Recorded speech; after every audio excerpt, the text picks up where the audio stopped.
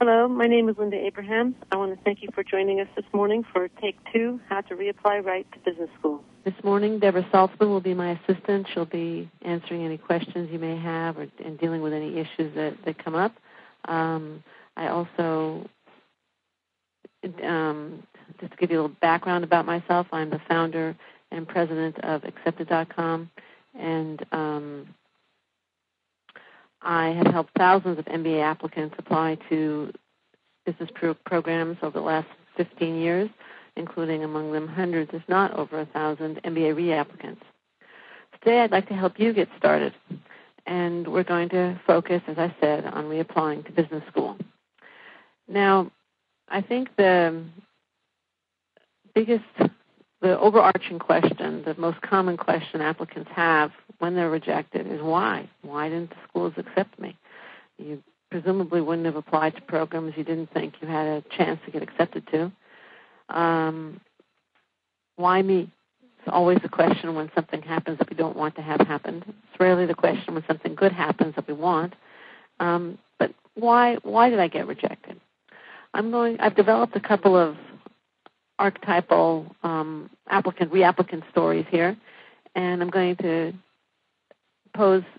provide their profile, and you can think about why they might have gotten rejected, and we'll circle back to them at the end. For example, now these are not real people, but they're definitely based on calls, emails that I've had, emails that I've responded to, and occasionally a reapplicant client that I've worked with.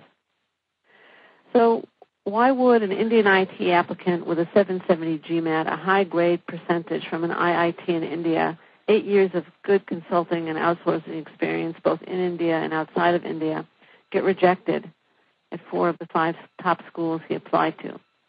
When he contacted me, he was waiting to hear from the 5th. Why would somebody like that get rejected with those kinds of outstanding stats? Or how about a woman applicant, an assistant vice president in a leading financial institution in her home country, which happens to be a developing country, an under 600 GMAT, an okay GPA, applying third round to several top schools? What could possibly have caused her rejection?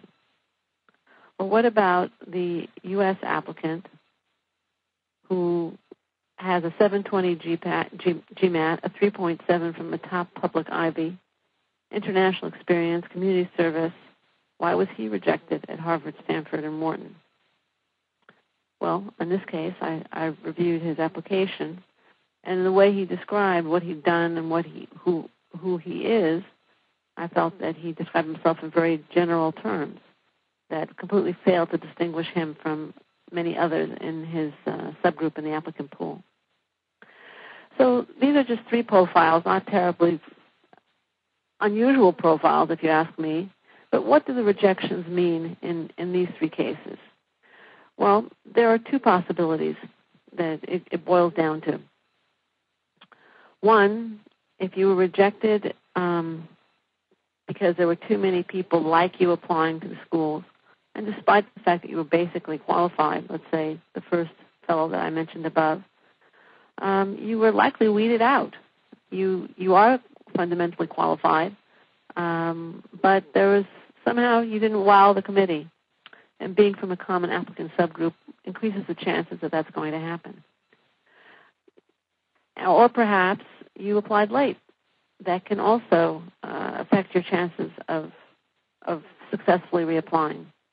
In some respects, being weeded out is kind of reassuring because you're basically qualified.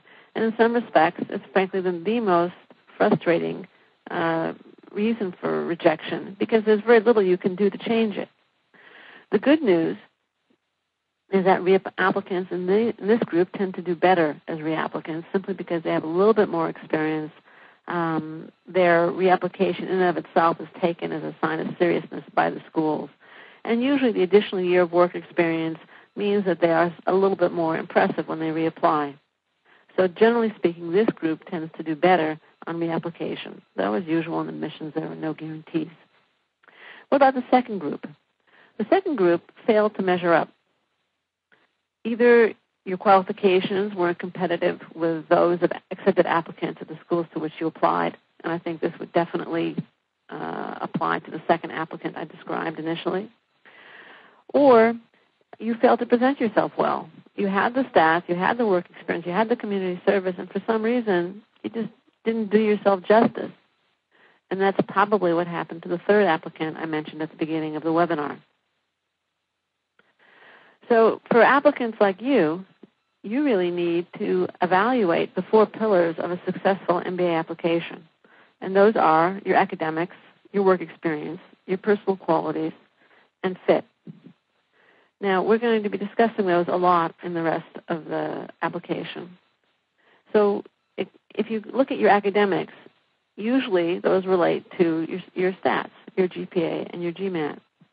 And work experience, perhaps qualitatively it was not competitive, or you had too little, or you had too much. Any of those could mean that your work experience on some level is not competitive at your target school. Personal qualities, well, one key personal quality is commitment to community. The schools really want to know that you're going to be an involved member of their community. If you're not an involved member of your community, however you define that at the moment or in the past, they're going to doubt whether you will be involved with them. Furthermore, community service, extracurricular activities, hobbies provide great venues for younger people low on the professional totem pole, to demonstrate the qualities that schools value, specifically leadership, teamwork, interpersonal skills, managerial ability, organizational skills. So sometimes if you don't reveal those, either on the job or off, schools are not going to believe you have them. And finally, there's fit. Perhaps you didn't provide a good reason for your attending the particular school that you applied to. You didn't show how the school supports your goals. Or maybe, which is somewhat related to fit and a little bit different, you didn't show how you will contribute to the given school. That is what I call almost a fifth hidden pillar. Why should we admit you? What are you going to add? What are you going to contribute? Now, reapplicants in the second group, this group where you didn't quite measure up, reapplicants in this group tend to do better if, and really only if, they address their weaknesses or they apply to more appropriate schools given their qualifications. Now, I'd like to start the process of evaluation for your application, for your reapplication, with a poll at the moment. Okay, Deborah, can you please post the poll? What category do you belong to? Do you believe you were weeded out? Do you believe you didn't measure up? Or do you not know? Please take a minute. Let's vote. And we'll see where you guys feel you're at in all this process. And this is the beginning. This evaluation, this polling yourself, not so much the group, is really the start of a successful reapplication.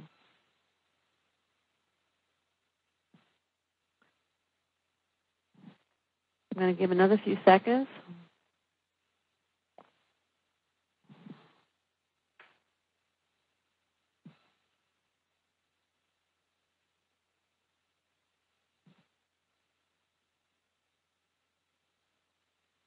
Come on. Somebody else want to vote? All right. 25% of you said that you were weeded out, 28% felt that you didn't measure up, and 47% just don't know. I think I'm going to provide some advice for each of you, whatever category you fall in. But for the 47% of you that don't know, I strongly encourage you to re-examine your application, seek outside input so that you can determine whether you were weeded out, in which case you're going to focus on certain aspects of your application, or you didn't measure up, in which case you have to improve those areas in which you didn't measure up, where you may also need to work on the softer, more subjective elements in your application, i.e. the essays, etc. But this self-evaluation is a critical first step to a successful reapplication, figuring out where you went wrong and what you need to improve next time around. All right. let's go on and let's discuss how to determine the factors that contributed to your rejection. We're going to go through the 4 pillars. We're going to look at it from a slightly different perspective also. The best way to figure out what are the factors that dinged you, contributed to your ding, is to look at some very typical ones. Was it your GMAT and GPA? Were they below the school's averages? Was it a lack of work experience, too much work experience, an unrealistic goal for someone at your level? Either you have a lot of experience and you suddenly want to go back to the beginning, or you're fairly low on the totem pole and you want to jump too far. Perhaps, again, you failed to show fit. The best way to figure out what contributed to your rejection is to ask the schools. So you should seek feedback from the schools if they offer it as soon as possible. The reality, however, is that while it's very valuable, fewer and fewer schools provide it. And if they do provide it, they do so on a limited basis. If offered, get it. Take advantage of it. Now, if you have the opportunity to talk to the school and discuss the reasons for your rejection, they're going to probably provide you with their feedback. And I think after they provide it, or as they're providing it, there should be some questions that you want to have answered in the course of this feedback session. And you may want to ask them, could you point out areas of weakness in my application that contributed to the rejection? Hopefully they will have done that on their own, since that's the purpose of the feedback session. After they finish their feedback, just go through, if they haven't answered these questions, ask them explicitly, were my academic stats, my academic profile, was it competitive? Was my work experience MBA quality? If not, what would make it more competitive? Did my essays convey the personal qualities you value? If not, how can I do better? Did I show well enough why I want to attend your school? Now, they may not answer every single one of these questions quite with the specificity that you or I would like, but any information you get should help you as you move forward. Now, once you receive the feedback, evaluate it. If it's very mushy, by mushy I mean it's not terribly actionable, if it doesn't make much sense or it appears vague, you probably were rejected for very subjective reasons, or simply put, you were weeded out. And this is particularly true if you come from a very common subgroup in the applicant pool. This is a competitive process. If, however, the feedback is actionable, if it points to concrete and specific causes for your rejection, you have to improve that aspect of your profile, because schools will weigh and will look at how well you address the feedback they gave you.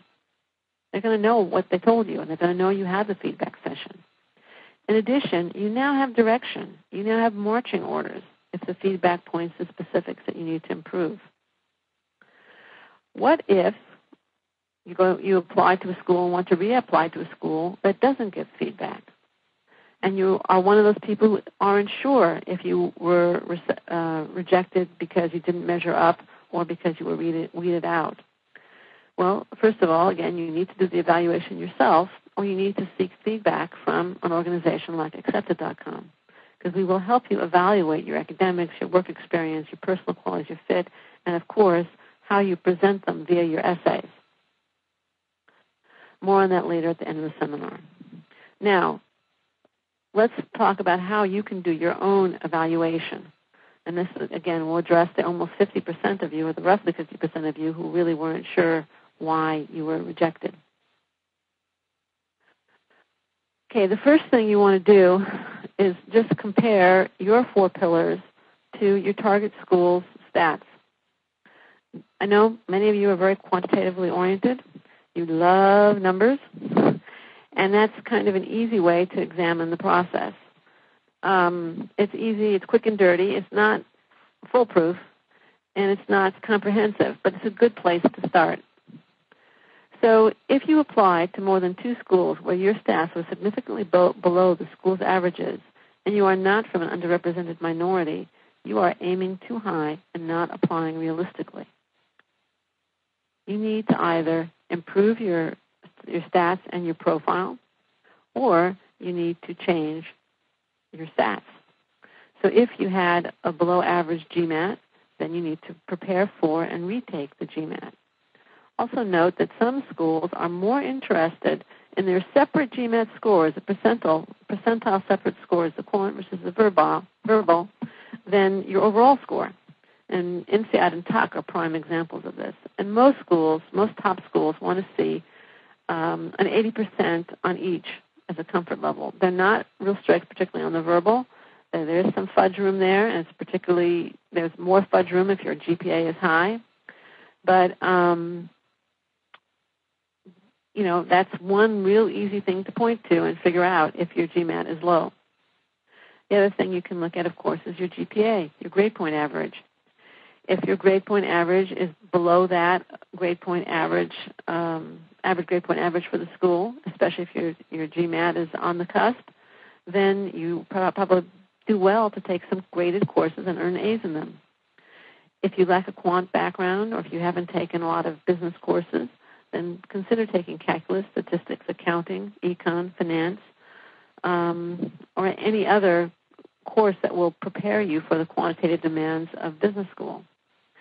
If your verbal was the problem, or you had low grades on writing-related courses, then take some courses in English and writing for business or English, or as a second language, advanced English as a second language, or join Toastmasters to practice your presentation and verbal English skills.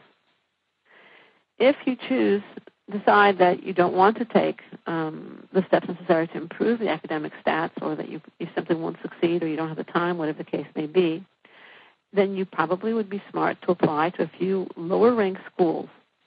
Look for schools that are well regarded in your specific area of interest, but perhaps not as highly regarded overall. For example, Babson is always in the top 10, frequently number 1 in various rankings for entrepreneurship. It has a fantastic entrepreneurship program. Overall, it's in the top 50. Thunderbird for international business, again, ranked usually in the top 10, frequently in the top 3. Across the board for international business. Overall, top 50. So look at your goals, look at your stats, and be realistic. That's the first pillar. What about the other pillars? Well, let's take a look. Well, I would change target school, right? Let's evaluate your professional qualifications, starting again with the quantity. That's the easy way. That's the easy number to look at.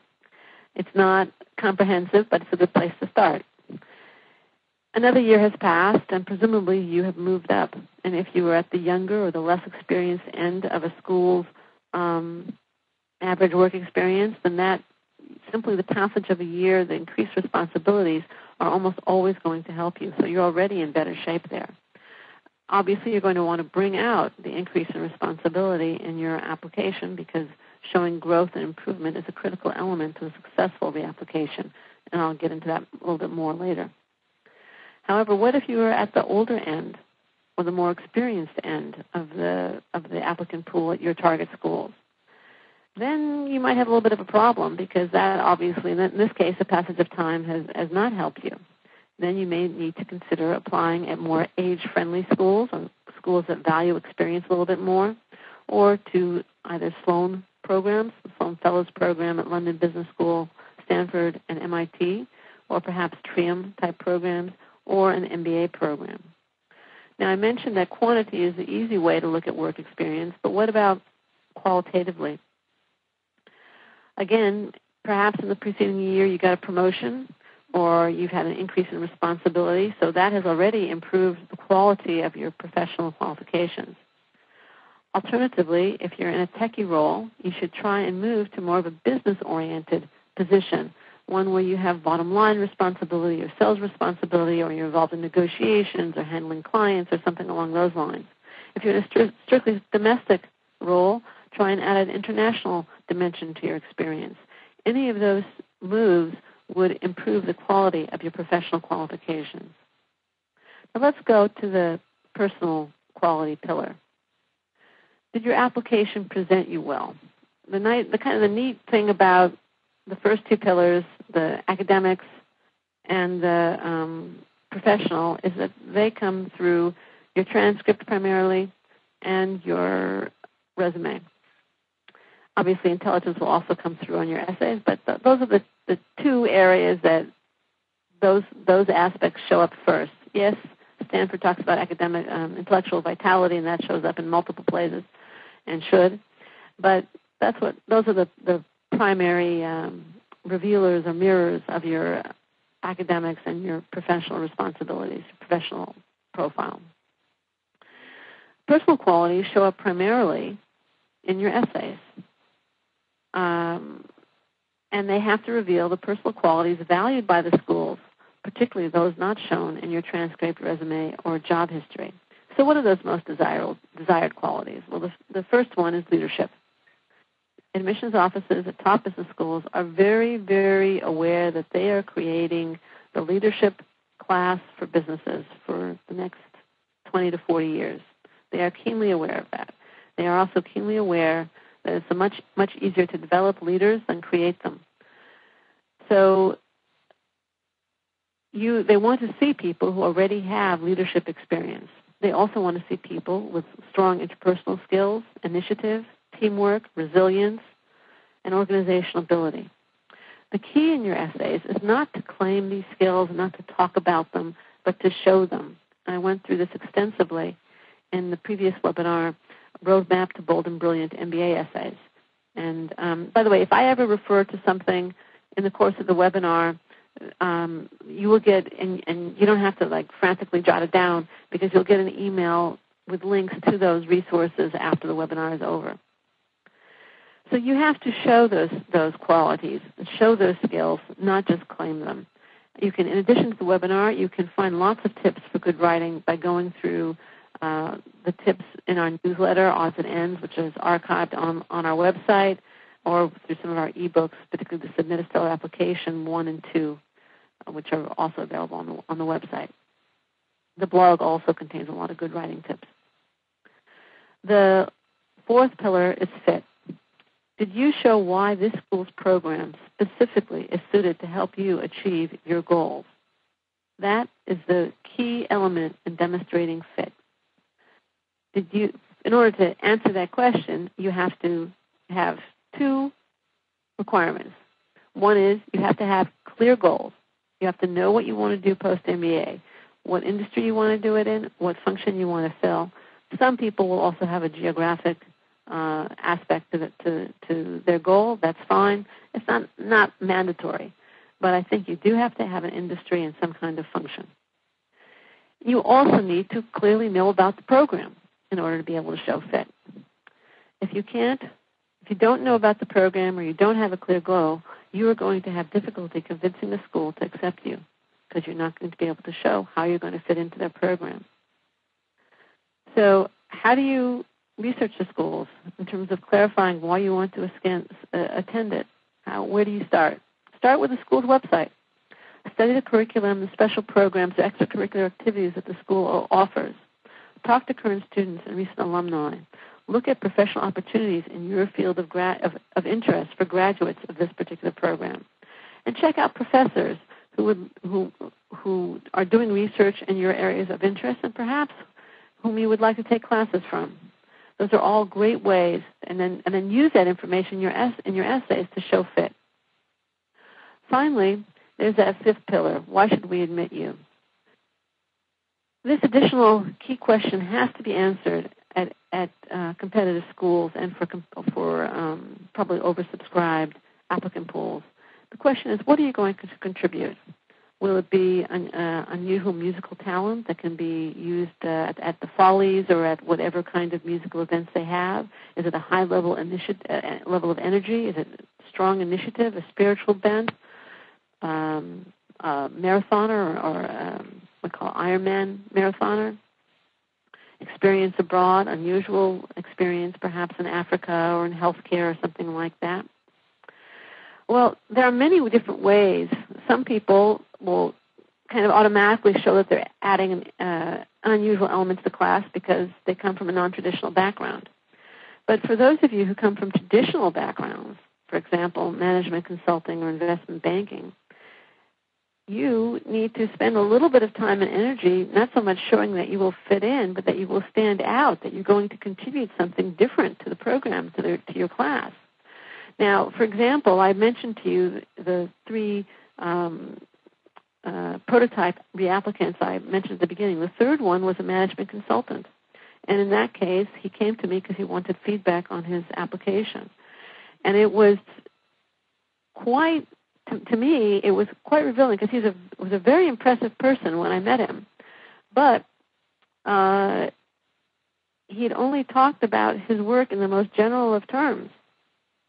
So if you are a management consultant, don't refer to yourself simply as a management consultant who does projects and consults. You are a healthcare management consultant, and you've worked on perhaps consulted with the Obama administration on its healthcare proposal, or you've worked for some major HMOs to improve quality of care, or perhaps you worked in terms of computerizing patient records. I mean, bring out something that's going to make somebody remember you from the mass of management consultants or investment bankers or whomever. So remember, schools want classes that are like orchestras or choirs. Each person has a different role, a different voice. Not just all violins and not just all trumpets. And again, this different voice concept is not something I made up. It's something I heard from a HBS admissions staff member. They want different voices in their classroom.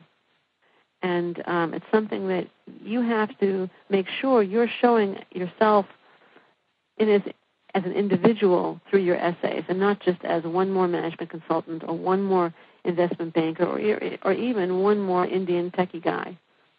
So make sure that you take a moment to distinguish yourself just in terms of how you describe what you do.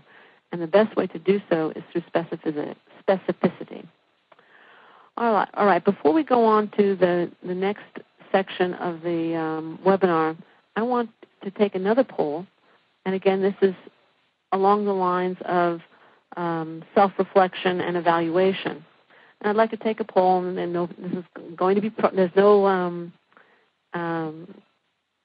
you're not going to be sharing by name any of the results. Nobody will know the results in terms of where you vote. The question is, what do you think contributed to your rejection? Which factor do you think played the biggest role? Deborah, could you please post that poll? The options are academics, work experience, personal qualities, fit, or why should we admit you? Which factor do you think played the biggest role? Please choose one.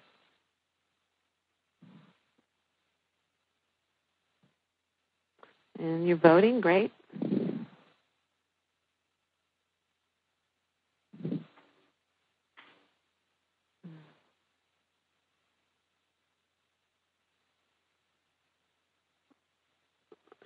I'm going to give it another few seconds.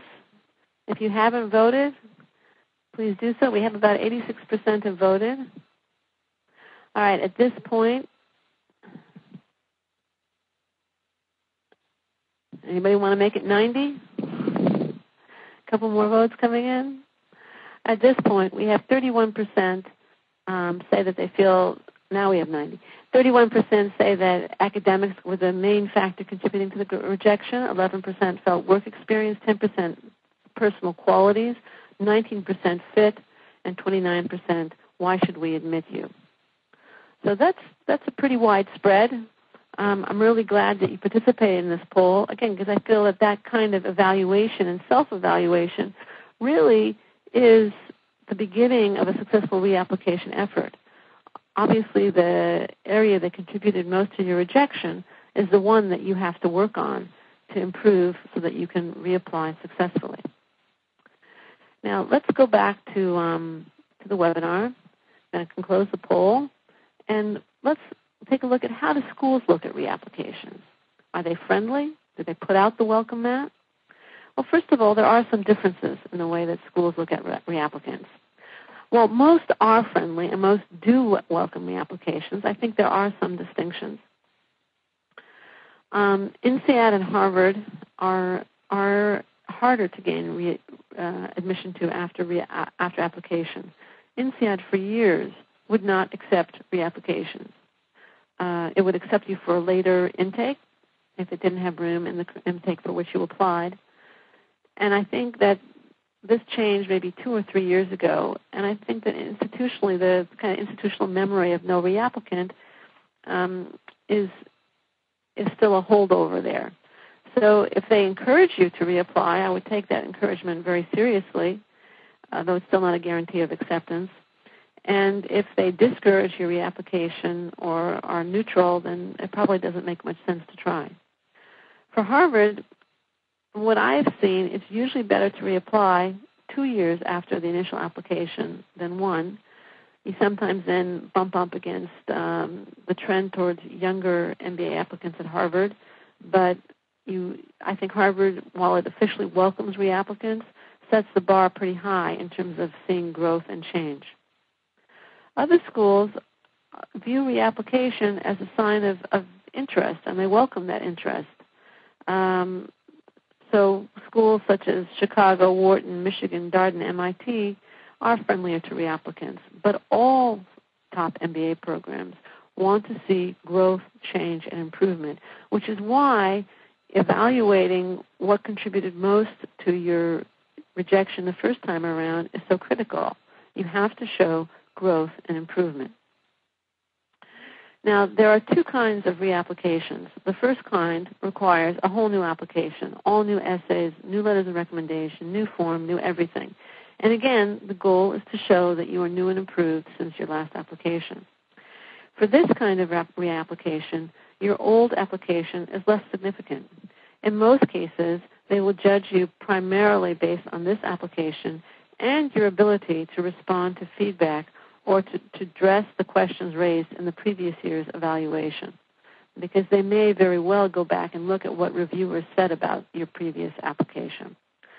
They probably will not read your last year's file, but they will probably read your reviewer's notes, and they can go back to the last year's file, but they usually don't. They simply don't have the time.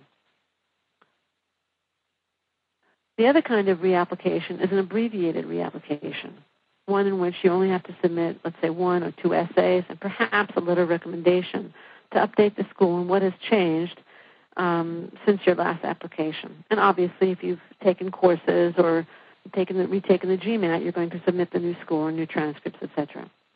In this kind of reapplication, your old application is far more significant and will be reviewed.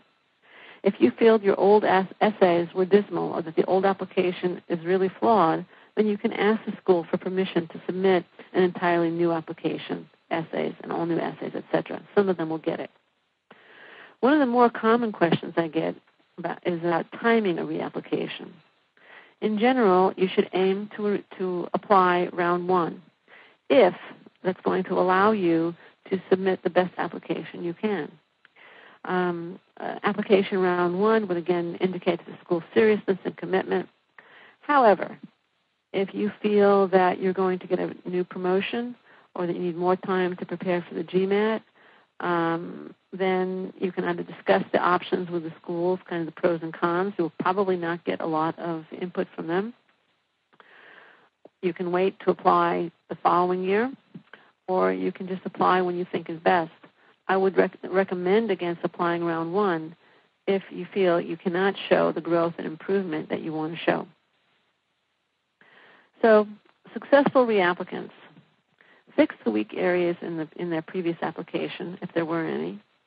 They apply to appropriate schools. And by that I mean I recommend 1 to 2 stretch schools where your stats are a little bit below the averages for accepted applicants, or perhaps below in one area and above in other compensating areas like your GPA versus your GMAT. You apply to 2 to 4 competitive schools where your stats are and your profile pretty much matches the profiles of accepted students at that program. And then 1 to 2 safety schools where your profile is really more competitive than that of typically accepted students at that program. The successful reapplicant will also show growth and change since the last application. You don't want to come across as stagnating. That's really the kiss of death for a reapplication. So focus your essays in this year's application on new responsibilities, on how, again, you're new and improved, on growth since you last applied. That's easier to do if your school just wants one essay. In other words, the second type of reapplication, where you just update them on what you've been doing and perhaps how your goals have evolved or how the previous year's experience has confirmed that this school is really the right one for you. It's more difficult if you have to submit a whole new application. Again, if you got feedback, let it guide you. If the feedback focused mostly on soft issues, the third and fourth, or even to a certain extent the second pillar, you really need to change as much as possible in your essays. If the feedback focused more on pillar one, your academics and your academic stats, you can reuse some of last year's material, but you still want to submit a substantially new application. Because if the essays from last year didn't work last year and you don't have any reason to believe they're going to work better this year. Furthermore, just resubmitting what you did last year, the schools don't like that. It shows a certain lack of commitment to the process and almost a certain arrogance on your part, like I submitted my best last year, I can't make it any better. And overall, make sure that your new application, again, shows you as new and improved. I want to thank you now for having come to the webinar. We've started, I hope you've started through this webinar and the polls that we did, the process of evaluation and self-reflection, and that will lead to your submitting a successful application with great essays this time. However, Exhibit.com can help you both with the evaluation part of the process and the essay part of the process. We are offering only to webinar registrants $25 off our application evaluation service through August 15th.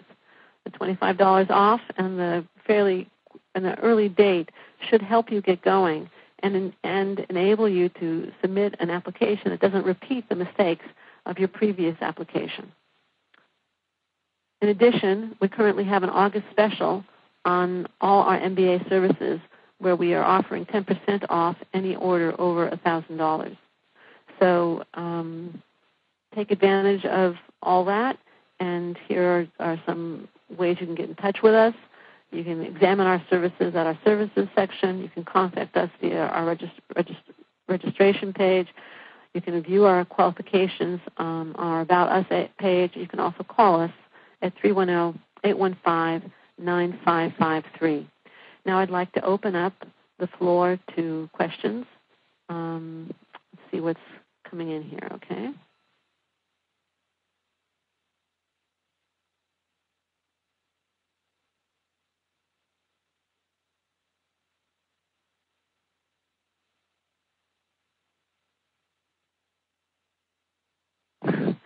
Okay, Astiva Chopra asks, if you are too insistent on differentiating yourself from the common applicant pool, doesn't that portray you as an elitist?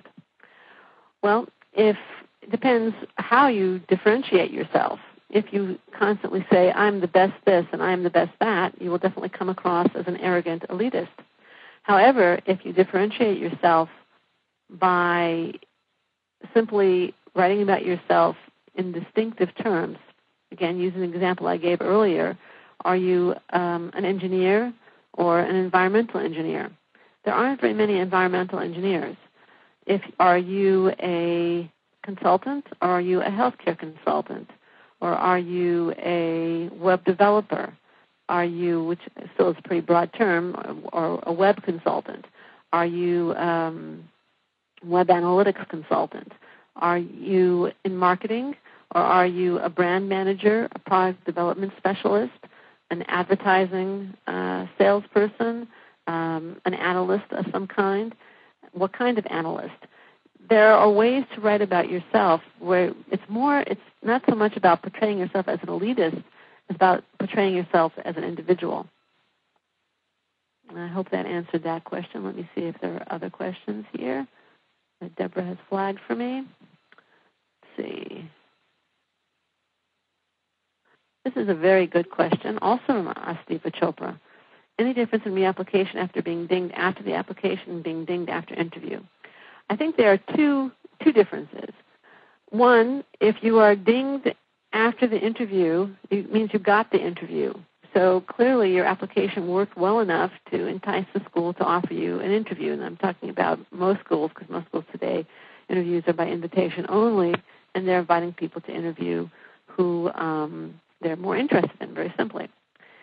So on one hand, that's a good sign. On the other hand, it doesn't have to mean that you interviewed poorly, because a lot of times the interview is simply another data point. But it could mean that you interviewed poorly, and it might behoove you to do some practice interviews if you're invited to interview again. So those are the kind of the two lessons. One lesson and one caution I would take from reapplying after interview. If you didn't get invited to interview and you're reapplying, then I would really examine those 4 pillars much more closely, either because you did not even attract enough interest to warrant an interview invitation. So that would be the difference. Now, Neo K, he asks, what would you say is the maximum number of times a candidate should apply to a particular school? I would say 3. You could probably twist my arm, but if you apply twice, 2 or 3. I wouldn't go beyond that. If you're rejected twice, it's unlikely that you're going to get in a third time, but you could give it one more try, and then I would just say it's not going to happen, unless something dramatically different happens in your in the way you're presenting yourself or in your profile. I see I'll respond to this quickly. What has your experience working with reapplicants at Tuck and NYU Stern? I would say they're both very open to reapplicants and friendly to reapplicants. Obviously, you have to qualify in the context of this year's applicant pool and, again, go through the evaluation process that I outlined in the webinar. That's from Arnab Kumar. Neo K asks, how is a change of goals viewed by the AdCom within a span of 1 to 2 years? The AdCom expects goals to evolve, so it's not a big deal. 2 years, realize that many schools only keep applications for 1 year. So if you reapply after 2 years, they don't even have access to your previous application, and they're unlikely to even know what your previous goals were. Again, that's a school-specific decision, so it's not for all. If you reapply after 1 year and your goals have changed, I don't think it's going to be considered a big deal because, again, schools know that goals change and evolve with the passage of time. They see that among their students. So depending upon the kind of reapplication you're submitting, if it's a full application, you have opportunity to go into more depth about what you've been doing in the past year, and you can discuss the evolution of your goals in the context of the whole application. It should be really easy. In the abbreviated reapplication, again, I don't think it's much difficulty. You're supposed to talk about what's happened in the previous year, and one of the things that has happened is a certain evolution of your goals, so discuss them. It's not a big deal. Okay, this is from Lesha Blair. I want to reapply, but I got laid off in March, and I'm afraid that I can't get a job before I apply. I might appear stagnant. I have traveled and gotten involved in the community, as well as retook the GMAT and become LEED certified. I plan on enrolling in a class this fall. All right.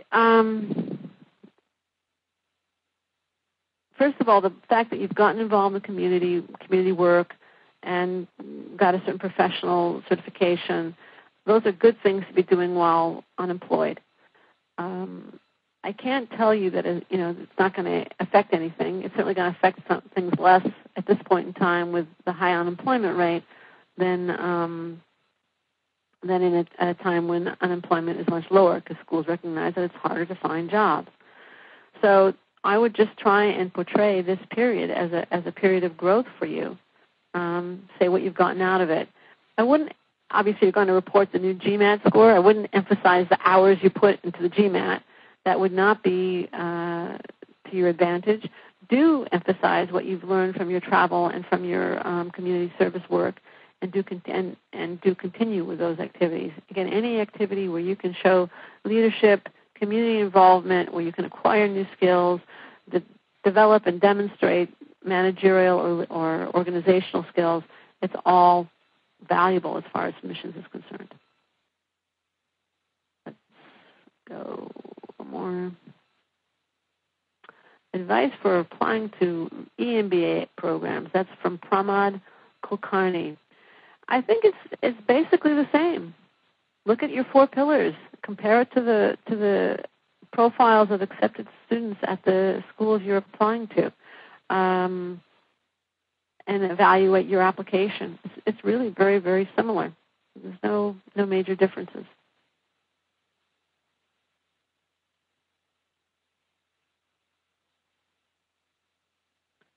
Okay, I'm going to actually take one that Deborah didn't flag, but it looks interesting. This is from Haley Beller. I am currently on the wait list for my top choice school, and the class is oversubscribed for this year. I plan to reapply and know my essays were strong. Is it okay to use similar essays as last year's application? Well, obviously they liked you, Haley, so your essays worked. Yes, it's okay to use similar applications, but do update them. I assume you were updating them because you're on the wait list. And I would say that for someone like you, it would probably be particularly important to apply round 1 if you can, since I think you're being very realistic that you're unlikely to get accepted from a wait list at a program that's oversubscribed. So try and put a little bit more current spin on your essays if you can, but clearly your essays worked, so they would need far less change and improvement than somebody who didn't, let's say, get invited to interview. Let's see. Okay. Rahul Rodham. My GMAT was below par when I applied. I have now improved my score considerably. Can I focus on this as my main improvement for the reapplication? I would advise you against this. This is a very good question, by the way. Again, you want to show as much improvement as you can across the board. The fact that your GMAT improved is going to be evidenced the minute they look at your score reports. They're going to see that. So you want to give the schools through your reapplication as many reasons to accept you as possible, including, if at all possible, improvement in other areas of your profile. So don't rest on your laurels. Don't assume that the others were perfect. Work to make them better, as good as they can be. And definitely let them know that you've been growing and developing professionally and personally as well as academically through your GMAT score. Let me see. All right. This is from Tyler, I'm not sure if I'm pronouncing this right, Johansson. Specifically for the GMAT, at what point should you move on to other aspects of the academic pillar? And how much improvement are schools looking for? And how many times and how much improvement are schools looking for? Well, it depends. It depends on a lot of things, Tyler. One is how much below the school's average is your GMAT? How is your GPA? Remember, the GMAT is not looked at in a vacuum.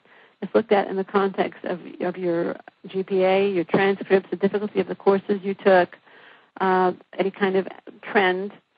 Was the GMAT balanced or was it lopsided one way or the other? The ideal is to have a GMAT where each element, the quant and the verbal and the GMAT, is at or above 80th percentile for top programs. If you've taken the GMAT 3 times and you simply can't nudge that needle, then I think it's time to just say, okay, this is my GMAT score. The other way to go is to say, all right, for example, I am struggling with the quant on the GMAT. I was a liberal arts student as an undergrad. I know my quant skills are weak. I need to improve that. I'm going to take whatever quant classes I can fit in between now and the next time I apply. Now, if you're going to give yourself a full year, then you can take calc and accounting and business stats, and if you don't have the prerequisites for calculus, you can take those and then take calculus. And suddenly you apply with 4 recent quant classes, and hopefully you earn A's in all of them. And perhaps then you go back and you take the GMAT, and suddenly your math skills are just better because you've been dealing with it. And perhaps at that point your GMAT goes up. But regardless of whether it goes up again or not, or you take it again or not, you at that point have 4 recent A's in quant areas, and you're demonstrating quant skills in a different way. So I don't think I can give you a real hard and fast guideline, but I hope that these comments helped. I also did discuss this more in Best Practices for MBA Admission. So that was a webinar that we did in May, and you may want to go back to that one. Let's see.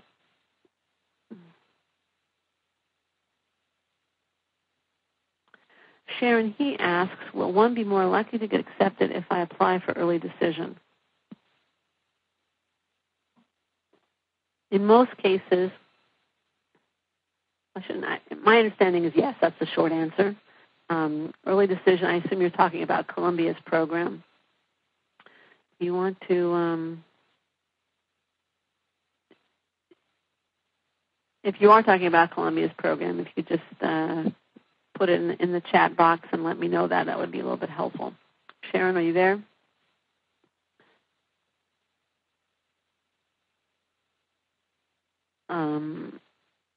Yes, I believe that the acceptance percentage at most early decision programs, specifically Columbia's, is a little bit higher. Most schools say that if you apply round 1 or round 2, acceptance percentages are pretty much the same. If you will wait for round 3 or any rounds really after January, then acceptance rates go down. Let's see.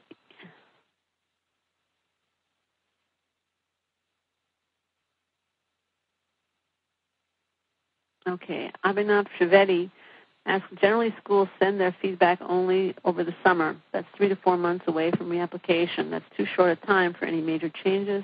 What are your views on this? Well, that's one of the reasons I was waffling when I said, when should you reapply?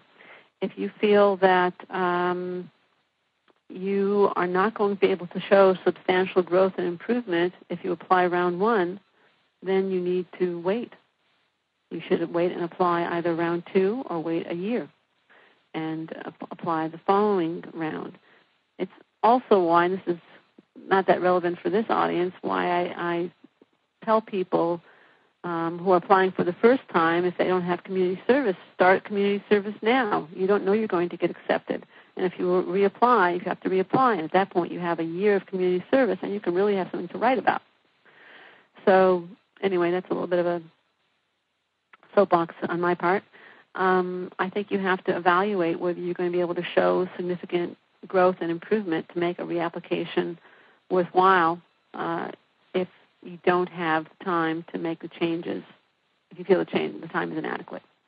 If you do, then wait. Lieutenant Cato, and again, I apologize if I'm mispronouncing some names here. Is it okay if you're representing yourself in a totally different light as a result of personal growth in the past year? It's probably okay if this is authentic.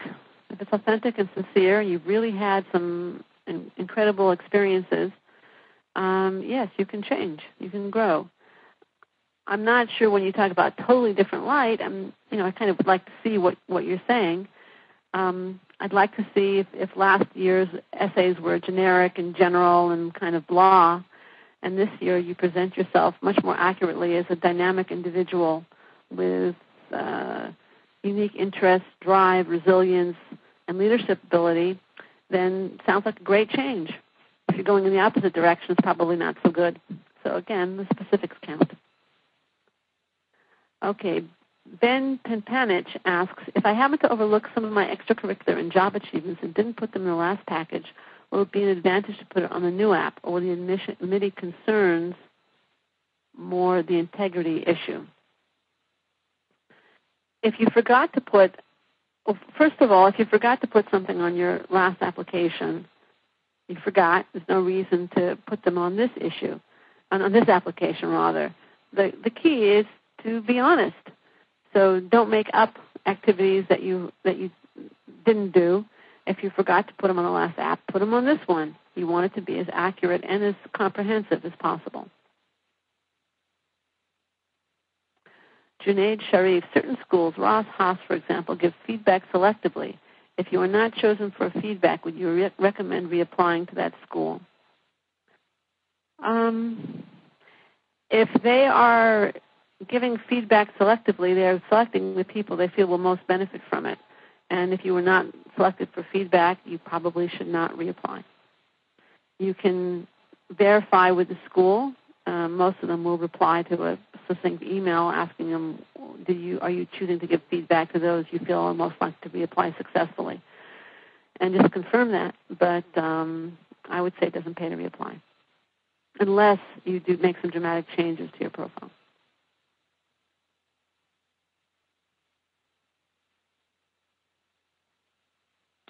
Okay, how to remedy the lack of community service if someone is in investment banking, management consulting, where consistent and substantial involvements are frequently impossible? Thanks.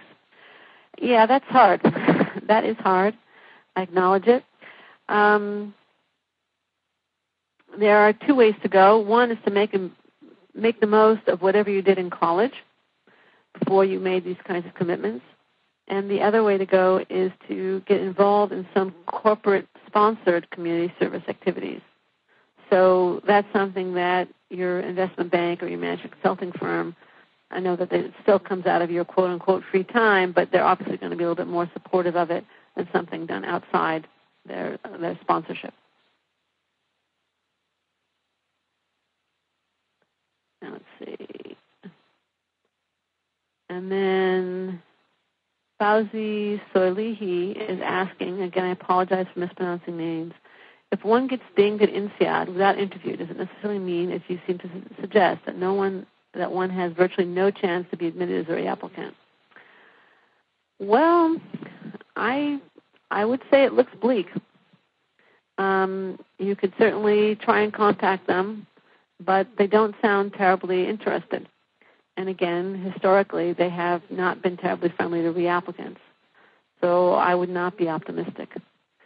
If your heart's set on INSEAD, you could try it, but I would try and find another school that you also like.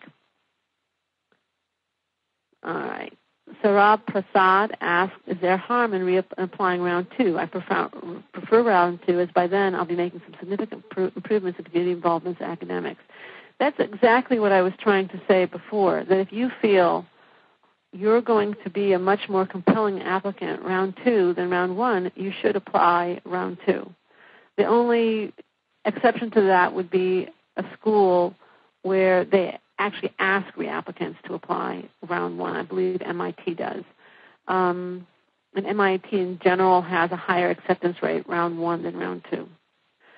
So that would be the only exception. But my overarching rule here, Linda's rule is what I modestly call it, is apply in the first round possible, provided, and provided is always caps, that you don't compromise the quality of your application. So if you feel your application is going to be overall better round 2, Sarab, apply then. Nisha Chand asks, recommendations. How do schools view recommendations from completely new recommenders? As I have changed jobs since my last application 2 years ago, I am planning to use my current supervisors, colleagues as recommenders. I think that's just fine. I think it makes sense if you changed jobs 2 years ago to use your current bosses. And let's see, I think I'll take one more question, if there is one more.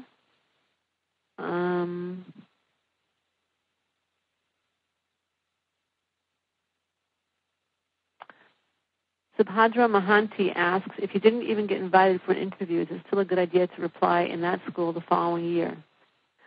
I would do a serious evaluation of your pillars, and if you cannot show significant change and growth, I would suggest that it is not a good idea to reapply to that school the following year.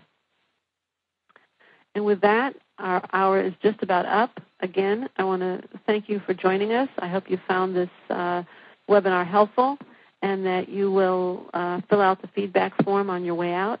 I also want to remind you that if you did not get your question answered here, that you can either pose it on Twitter using the hashtag MBAReapp, or you can post it on the Accept.com fan page, facebook.com/accepted, or you can pose it in the accepted.com forums, forums.accepted.com. I'll be monitoring those 3 places, and I can respond to questions in any of those places. Finally, once again, we have 2 specials for participants in today's webinar. One exclusively for those who registered for this webinar, which is $25 off an application evaluation, and the other, and that is through August 15th, and the other is for all MBA applicants right now, 10% off our services, minimum order of $1,000 through August 31st. That should help you get going and get ready for your round 1 applications and deadlines. I see that some thank yous are coming in on the question line, and you're all most welcome. Thank you very, very much for coming. Again, I hope you found it helpful. Take care. Bye-bye.